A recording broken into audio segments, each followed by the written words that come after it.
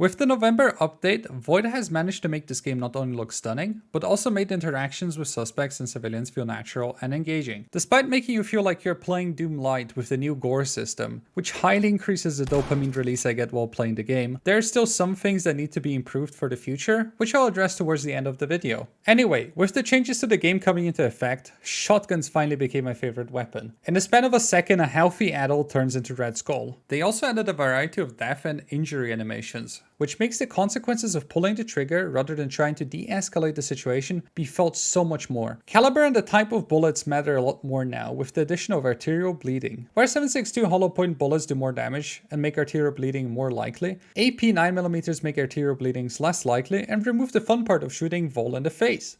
Eat shit. I don't have to go anywhere with you.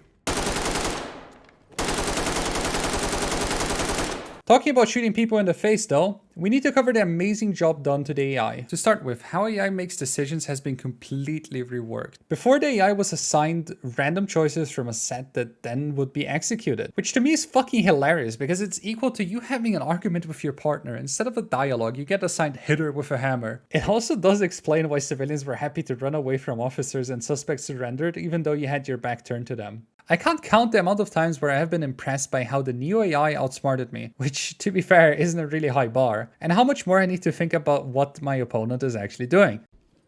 Enemy spotted. I'm not putting out.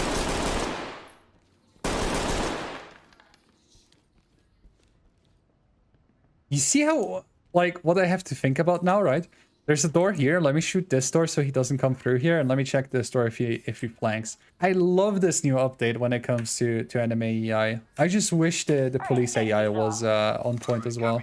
With the improvement of the suspect AI comes a problem though, and that problem is the SWAT AI. Besides my team members telling me to show my hands because they have a burning hand fetish. Who are you screaming to? Police, hands up!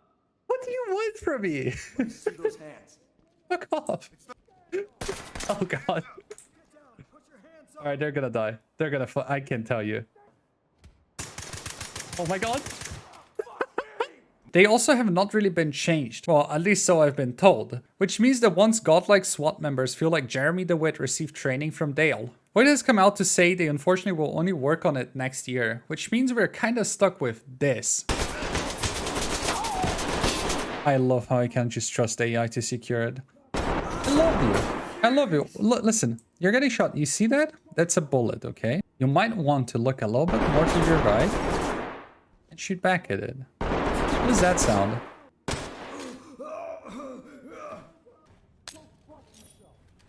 Okay. Hello there.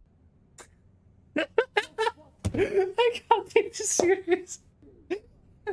Listen, I am having my moment here, okay?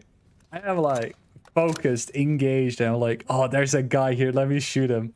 And then I look back real quick just to check whether everything is fine, and I just see this. Oh man. I fucking can't.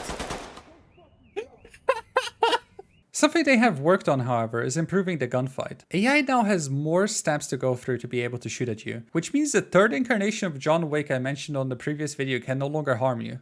On top of that, AI will react to sound rather than being able to x-ray you through walls. This means that approaching a situation slowly and trying to keep low key is preferable over going in guns blazing, as that makes suspects act like moths attracted to the muzzle flash of your gun and run into the room you're in. And considering your teammates are as useless as your extended car warranty, you most likely will die from a flanker if you are not careful. Can you guys shoot at this guy?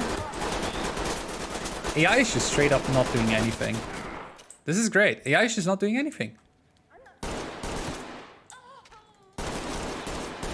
With the new content also came new visuals. But unlike the person that hasn't liked my video yet, the new visuals look actually really stunning. With tweaks to existing maps, re-release of maps that were being tested in the past, and the addition of new maps, it feels like the game has been re-released completely. The development team really went above and beyond with changes such as lowered urinals and enabled physics for buckets. In all seriousness, night maps such as a car dealership and nightclub really show you how stunning the new lighting is. Looking at the neon signs contrast with the night make for some very nice aesthetics. With that said, there's obviously still work to be done. I think the number one thing that needs to be addressed right now now is the SWAT AI. As currently it feels like I have toddlers with guns checking my back. Beyond just fixing the obvious issues with the AI, something I'd love to be able to do as well is tell the AI to use their tasers or their secondaries in general, as it would allow me to switch between non-lethal and less lethal depending on what I need. On top of that, the lighting changes are gorgeous, but I feel like it still hasn't hit the perfect spot. There are many situations in which a flashlight isn't enough to illuminate a room, but using an NVG would cause me to lose my vision. Besides that, I think it's critical that Void communicates better about when updates get released in the future. A set release date for the update and a set release date for the update where everyone gets it at once should be something Void strives for. I know it's a little bit controversial, but I think allowing early access to supporters is obviously fine. What Void is trying to achieve with these early access releases is to see whether or not their current build is stable, and testing with a smaller audience is much better for them to receive coherent feedback. In the long run, it helps the developers develop the game a little bit more efficiently, as there is a smaller pool of information to take a look at, and you can concentrate on the apparent issues that everyone is going to experience in that small pool. So I think a compromise would be to allow the supporters to test before the release date whenever they need to, but still stick to the release date for everyone.